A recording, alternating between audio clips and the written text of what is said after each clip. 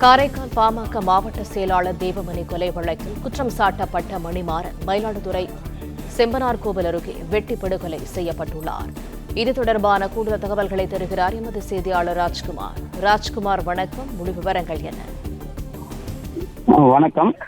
மயிலாடுதுறை மாவட்டம் செம்பனார்கோவில் அருகே தனியார் பள்ளி முன்பு காரில் சென்று கொண்டிருந்த, அதாவது காரைக்கால் மாவட்டத்தைச் சேர்ந்த தமிழக வாழ்வுரிமை கட்சி மாவட்ட பொறுப்பாக இருந்த மணிகண்டன் என்பவர் வெட்டி படுகொலை செய்யப்பட்டுள்ளார்.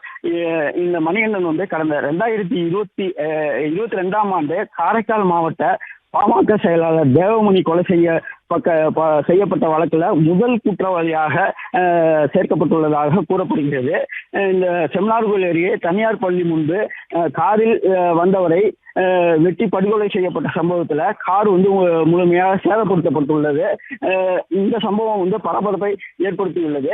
மயிலாடுதுறை மாவட்ட எஸ்பி ஸ்டாலின் நேரடியாக விசாரணை மேற்கொண்டுள்ளார்.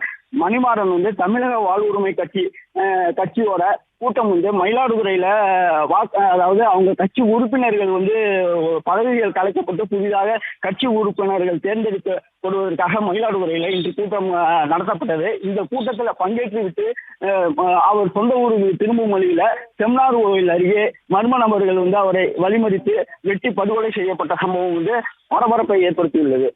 பிளே ஸ்டோர் மற்றும் ஆப் ஸ்டோரில் இருந்து பாலிமர் செயலியை QR கோடு மூலம் பதிவிறக்கம் செய்யுங்கள். செய்திகளை உடனுக்குடன் பெறுங்கள்.